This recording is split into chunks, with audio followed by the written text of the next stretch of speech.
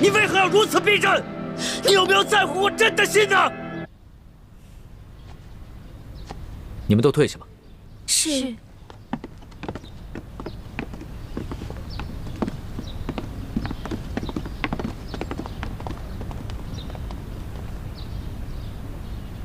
你在缝什么呢？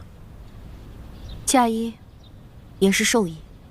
那日没能跟朱哥哥拜堂成礼，如果皇上肯恩准我穿着这身嫁衣，跟朱哥哥一起上刑场的话，那奴婢感激不尽。如果皇上不肯恩准的话，那奴婢只能穿着这身嫁衣，去黄泉路上，跟朱哥哥相会，完成那日未完成的婚礼。你这是真跟朕犟上了。皇上贵为天子，可以为所欲为，乃至掌握了世间所有人的生杀大权。不过，皇上，您只能杀了我这个乱党，却不能阻止我这个乱党自杀。朕跟你说过了，朱慈轩不是朕下令抓的，是太皇太后下的懿旨，是你的叶哥哥执行的，与朕无关。我知道，而且我还知道，7日以后，太皇太后就要处决我的朱哥哥。不过我不怨皇上，我的生死跟皇上也没有关系。我只希望我能挨得过这7日，可以跟我的朱哥哥一同共赴黄泉。你为何要如此逼真？你有没有在乎我朕的心呢？在乎过皇上的心？没有，从来没有。就算为皇上挡刀子，救皇上的命，那也不过是演戏罢了。不过您不用生气，再过7日，等奴婢死了之后，这世上就再也没有人敢惹皇上生气了。离婚，朕恨你，朕恨不得一口一口生吃了你。你骗了朕大半年，朕放了你，你自愿随朕回宫，又自愿为朕去选降，朕信了你。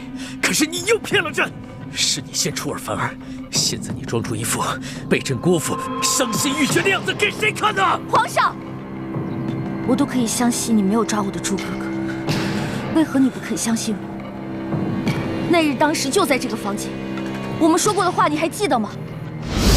不论如何，咱们2人一定要互相信任，互相扶持，永不相依，永不相害。互相信任，互相扶持，永不相依，永不相害。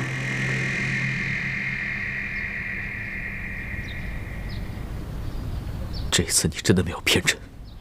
其实答案根本就不在我的嘴里，而是在皇上的心里。不过我有没有骗你，你有没有骗我，这都不重要了。反正皇上也救不了我，救不了朱哥哥。来人！奴才在。传耶和那拉莫生。这。离婚。今日你可敢在此与你的叶哥哥当面对质？为何不敢？如果证实了皇上冤枉奴婢的话，能否放得住哥哥？一个一心求死的人，没有资格跟朕讨价还价。先把饭吃了再说。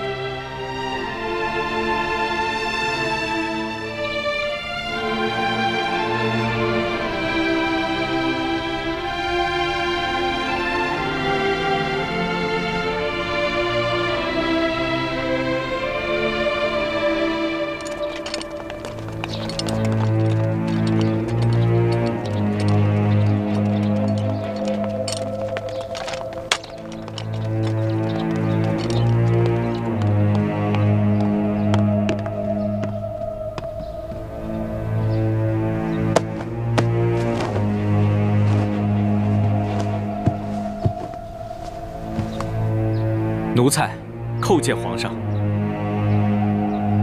凭什么？谢皇上。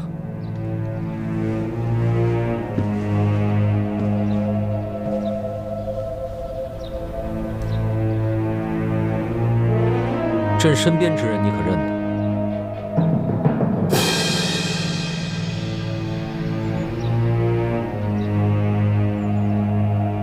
认识。此人乃明中国乱党李易欢。现在，当着李易欢的面，你给朕说一句实话：那日在慈宁宫中，你父之言可有欺君？这，若是你现在说出实情，朕还可以戒我不救；若你还想着欺君，那你就是罪加一等。皇上开恩，奴才的阿玛并非有意欺君，只不过因为太皇太后有懿旨，所以奴才的阿玛才不得不隐瞒实情。把你知道的事情都说出来给朕听听。奴才遵旨。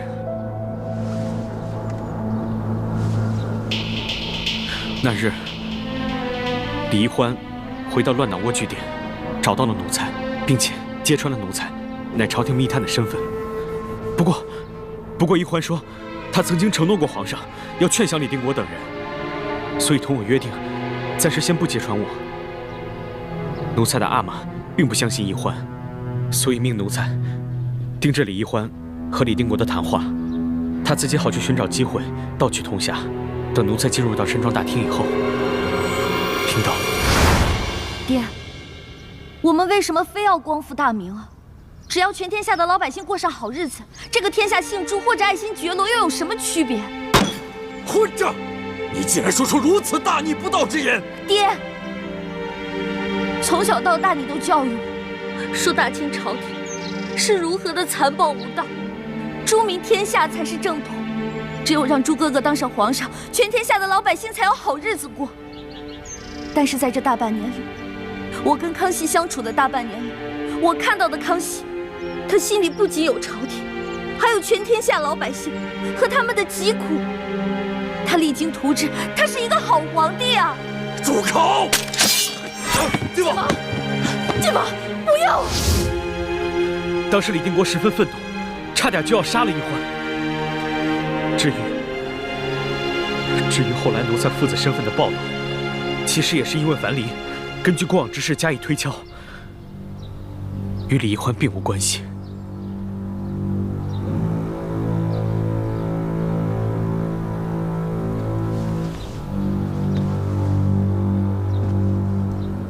欢儿，是朕错怪了你。朕曾经说过，我们要互相信任，互相扶持，永不相依，也永不相害，是朕没有做的。皇上，您既然已经相信我没有负你，那你也不能负我。你答应过我，只要我肯留下来陪你，你就会放了朱哥哥。欢儿，此事你得容朕再想想办法。你怎么了？是不是头疼病又犯了？怎么了？不是头疼，是我心好疼，好像针扎一样。欢儿，传太医，传太医！皇上，环姑娘这病十分的凶险，可又十分的蹊跷，倒不像是病，像是被人做了手脚。一群废物！你倒是给朕说清楚，他被人动了什么手脚？皇上，从脉象上看，臣判断好像是受了一种外伤，可是臣判断不出他伤在何处，此症无药可医，臣该死。听你的意思，朕只能眼睁睁地看着他死是吗？臣无能，臣该死。皇上，奴才也略懂医术，可否让奴才一试？穆生，你要是能把他救醒，那朕就赦了你们父子的欺君之罪。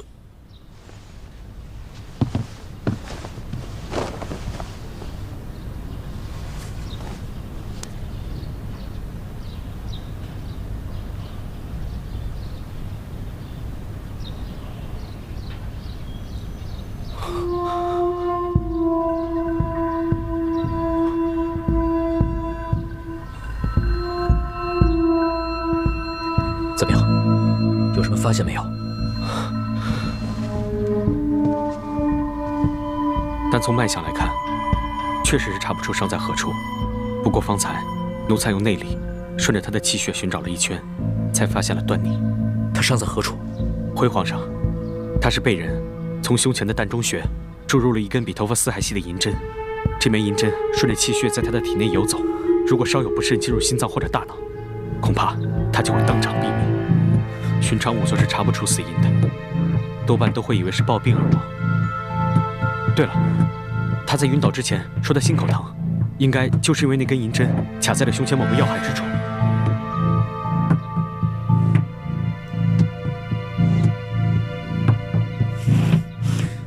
那你有什么办法可以救他？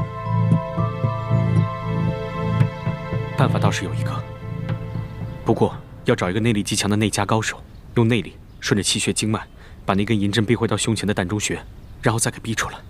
不过这种方法极为凶险，因为人体内的血脉粗细不一，百折千回。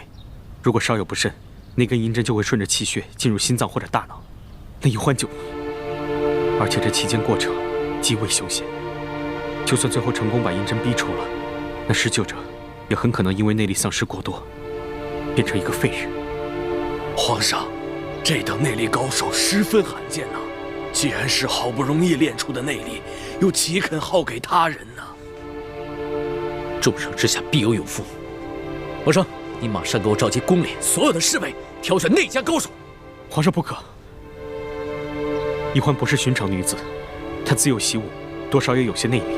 这施救者还必须与她习的是同门的功夫，否则施救者的内力会与宜欢的内力相排斥，情况恐怕会更加危险。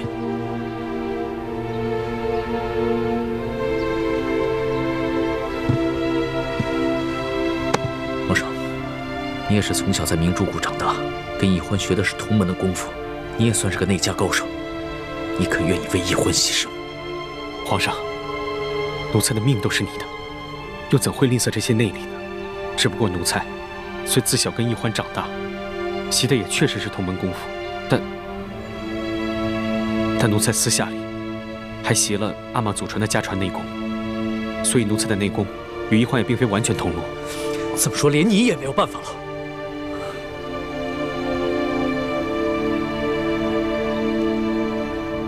奴才虽然心有余而力不足，但另有一人，同宜欢习的也是同门内功，并且他的武功还远在奴才之上。只不过什么呀？他是谁？你快说！只不过那人现在在天牢里，而且7日之后就要被处决了。